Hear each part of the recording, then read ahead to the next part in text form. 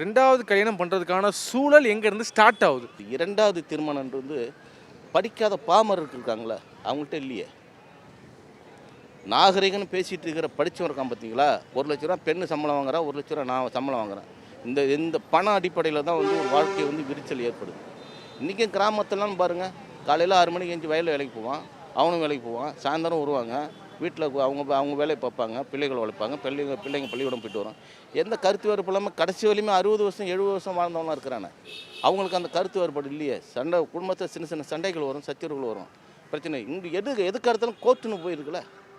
அப்படிங்கும்போது தவறுகளே இவங்க அடிப்படை தவறே நாகரிகன்ற பேரில் தவறான புரிதல் இருக்கிறதுனால தான் இந்த இரண்டாவது திருமணத்துக்கு போகக்கூடிய வாய்ப்பு இருக்குது. ரெண்டாவது கல்யாணம் பண்ணலான்னு சில பேர் நினைக்கிறாங்கல்ல, ஏன் அந்த சிந்தனைக்குள்ளே வர்றாங்க? ஒத்து போவது தான், வேறு என்ன. விட்டு கொடுக்க மாட்டுறாங்க.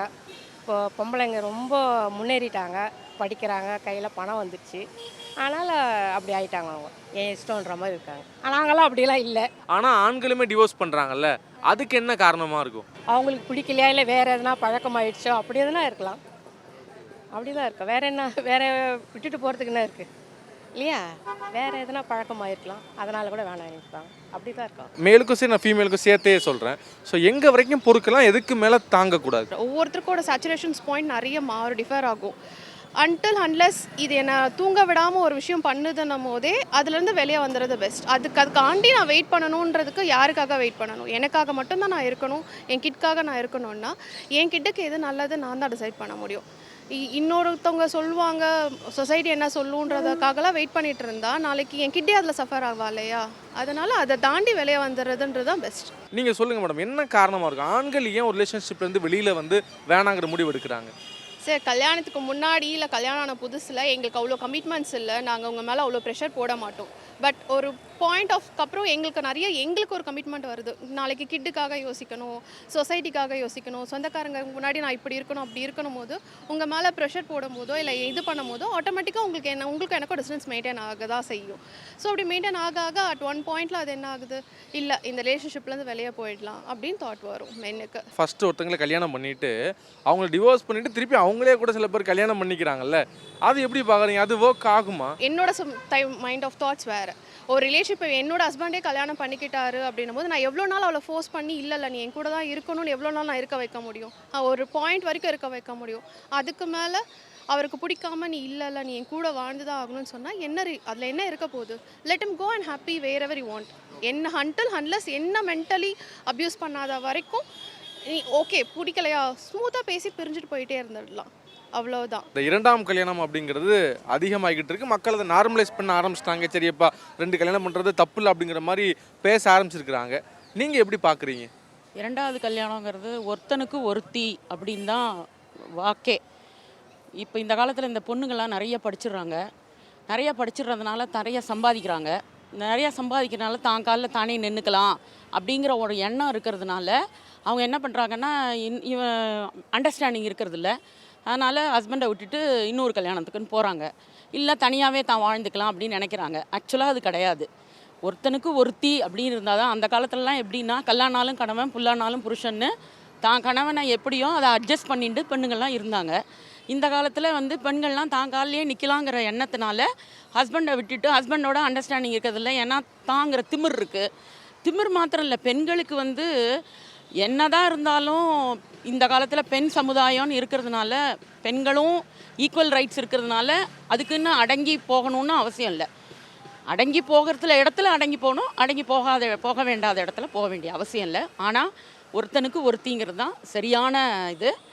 யாரை வேணாலும் இருந்துட்டு அண்டர்ஸ்டாண்டிங் இருந்துட்டு ஆட்டிடியூட் இஷ்யூ இல்லாமல், ஈகோ இல்லாமல், ஹஸ்பண்டும் ஒய்ஃபை புரிஞ்சுக்கணும், ஒய்ஃபும் ஹஸ்பண்டை புரிஞ்சுட்டு ஒருத்தனுக்கு ஒருத்தியோட வாழ்ந்தாதான் அது வாழ்க்கை, இல்லாட்டினா அது வாழ்க்கை இல்லை. ஆண்களுக்குமே பார்த்தீங்கன்னா சில இடங்களில் ஓகே பொண்டாட்டி ரொம்ப டார்ச்சர் பண்ணுறா அப்படிங்கிற மனப்பிரச்சனையை உருவாக்கி அந்த ரெண்டாவது கல்யாணம் அப்படிங்கிறத நோக்கி போகிறாங்கல்ல, இதுக்கு தீர்வு ஏதாவது இருக்கா? ஒய்ஃப் தானும் விட்டு கொடுக்க முடியாதுன்னு இருக்கா, ஹஸ்பண்டு அடங்கி போக மாட்டேன், எதுக்கு ஒரு பொம்பளைக்கு அடங்கணும்னு இருக்காங்க. அந்த மாதிரி இருக்கக்கூடாது. பெண்கள் படித்தாலும் ஹஸ்பண்டு தப்பு பண்ணினான்னா அவனை திருத்தி வாழறது தான் வாழ்க்கை. அது திருந்தாத ஹஸ்பண்ட் இருந்தான்னா அதை ஒரு வக்கீல் மூலியமாவோ இல்லை ஒரு படித்தவங்க பெரியவங்க முன்னிலையில் அவனுக்கு நல்லதை எடுத்து சொல்லி அவனை திருத்தி வாழணுமே ஒழிய இன்னொரு கல்யாணம் பண்ணிட்டு போகிறதுல அர்த்தமே கிடையாது. ரெண்டாவது கல்யாணம் பண்ணிக்கலாமா வேண்டாமா? பண்ணக்கூடாது சார். பண்ணக்கூடாதுங்க. அது ஒருத்தனுக்கு ஒருத்தி அது அது மாதிரி தான் கலாச்சாரம்.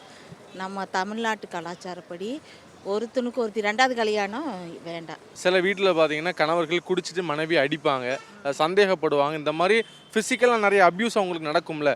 அப்படி நடந்தாலும் அந்த ரிலேஷன்ஷிப்பில் இருந்து அந்த கல்யாண வாழ்க்கையிலேருந்து வெளியில் வரக்கூடாதா? ரொம்ப டார்ச்சர் பண்ண ஒன்றும் பண்ண முடியாது இல்லைங்களா? கேட்க சொன்னபடி கேட்டு பெரியவங்க சொன்னபடி கேட்டு குழந்தைகளுக்கு வேண்டி வாழ்றதுக்கு அவங்களுக்கு ஒரு 6 அறிவு இருக்குது, நம்மளுக்கு 6 அறிவு இருக்குது இல்லைங்களா? தண்ணி தினம் போட்டு வந்து ஒரு 250 ரூபா ஒரு நாளைக்கு. அந்த 250 ரூபா ஒரு மாதம் எவ்வளோ போவார்? நான் சராசரி ஃபேமிலி பற்றி சொல்லிகிட்டு இருக்கிறேன். அதனால அவங்க குழந்தைங்க இருக்குது, படிக்கிற செலவு இருக்குது, அவங்க மேரேஜுக்கு செலவு இருக்குது, நகை விற்கிற விலை இருக்குது, விலைவாசி இருக்குது. அது அவங்களும் ஒரு 50-50 தானே. கணவன் மனைவினா 50-50 தான். அதனால் வந்து 2 பேர்த்துக்கு ஃபேமிலினா 2 பேரும் பகிர்ந்துக்கணும். சந்தோஷமாக இருந்தாலும் துக்கமாக இருந்தாலும் 2 பேர் பகிர்ந்துக்கணும். ஆண்கள் நிறைய டைவர்ஸ் பண்ணி 2வது கல்யாணம் பண்ணுறாங்களா, பெண்கள் டைவர்ஸ் பண்ணி நிறைய 2வது கல்யாணம் பண்ணுறாங்களா? எனக்கு பொறுத்தவரை சரிசமமாக தான் இருக்கிறாங்கன்னு தோணுது. நிறைய பெண்களும் 2வது திருமணமும் பண்ணியிருக்காங்க, ஆண்களும் பண்ணியிருக்கிறாங்க. இதெல்லாம் பண்ணிடவே கூடாது, பண்ணுனா கண்டிப்பாக அதுலேருந்து வெளியில் வர்றது தான் நல்லதுன்னு நீங்கள் சொல்லக்கூடிய விஷயங்கள் ஏதாவது இருக்கா? ஃபோன் பேசுகிறாங்கன்னு வச்சுக்கிங்களேன். இப்போ வீட்டில் ஃபோன் பேசுகிறாங்க, ஒரு ஹஸ்பண்ட் வந்து சராசரியாக வந்து பார்த்தா நல்ல விஷயங்கள் தான் நான் பேசணுன்னாக்கா ஒரு மனைவி பக்கத்தில் உட்காந்து பேசுவாங்க. சில விஷயங்கள் நான் பண்ணுவாங்க, உடனே ஃபோன் வந்த உடனே சடனாக ஏஞ்சி நான் பண்ணுவேன், வெளியே போய் பேசுவாங்க. நைட் டைம்லேயோ மனைவி அதில் பேச முடியாது ஒரு சில சூழ்நிலை இருக்கும்போது, அப்போ மனைவிக்கு வந்து கணவன் மேலே வந்து சந்தேகம் வரும். அப்போ நம்ம சந்தேகம் வரும்போது என்ன ஆகுதுக்கு, இப்போ நம்ம கணவர் நம்மளை விட்டு வேறு யாருக்குன்னா பேசுகிறாரா? அதே சூழ்நிலை மனைவியும் சரி, ஹஸ்பண்ட் வீட்டில் இருக்கும்போது ஒரு ஏதாவது கால் சொன்னாங்க, ஒரு அம்மா வீட்லேயோ அப்படி பேசினாக்கா பக்கத்தில் உட்காந்து பேச முடியும். தெரியாத நபர்கிட்ட பேசும்போது அவங்க என்ன பண்ண, கணவனை விட்டு விலைக்கு போய் பேசுவாங்க. அப்படி பேசும்போது என்ன ஆகுனாக்கா, இப்போ கணவனுக்கு மனைவி மேலே சந்தேகம் வரும். பெரும்பாலும் வந்து தெரிஞ்சவங்களோட ஒரு ரிலேஷனில் இருக்கிறவங்ககிட்ட நம்ம ஃபோனில் பேசிக்கலாம், கொள்ளலாம். சின்ன சின்ன சந்தேகங்கள் தான் அவங்களுக்கு பிரிதலே காரணமாகும். 2வது கல்யாணத்தை பற்றி உங்களுடைய கருத்து என்ன? முதல் கல்யாணம் செட் ஆகலைன்றதுனால தான் 2வது பண்ணுறாங்க. 2வது டைமாவது கரெக்டாக டிசைட் பண்ணி முதல் கல்யாணத்தில் என்ன ப்ராப்ளம் இருந்தது, அது நம்ம மேலே இருந்தால் அதை எப்படி ரெக்டிஃபை பண்ணுறதுன்ற மைண்ட் செட்டோடு இருந்தாங்கன்னா 2வது கல்யாணம் டெஃபினட்டாக ஒர்க் ஆகும். பார்ட்னர்ஸ் 2 பேரும் அண்டர்ஸ்டாண்டிங்காக தான் இருக்கிறாங்க. ஒரு கட்டத்துக்கு மேலே தான் அது டாக்ஸிக்காக மாறி பிரச்சனையாக வருது. எங்கே அந்த தூண்டுகோலாக இருக்குது? இப்போ நீங்கள் ஒரு 4 டைம் விட்டு கொடுத்தீங்கன்னா அவங்க ஒரு 4 டைம் விட்டு கொடுப்பாங்க. நான் சொல்கிறது ரைட்டு, நான் எப்போவுமே கரெக்டு, எங்கள் வீட்டு ஆளுங்க தான் ரைட்டு. முக்கால்வாசி பிரச்சனை என்னை பொறுத்த வரைக்கும் நான் பார்த்த கேசஸில் ஹஸ்பண்ட் ஒய்ஃபோட டிஃப்ரென்ஸ் ஆஃப் ஒப்பீனியன் தவிர எங்கள் குடும்பத்துக்காரங்களுக்கு நீ இது செய்யலை, உங்கள் குடும்பத்துக்காரங்களுக்கு அது செய்யலை. ஃபஸ்ட்டு நீங்கள் 2 பேர் தான் குடும்பம்.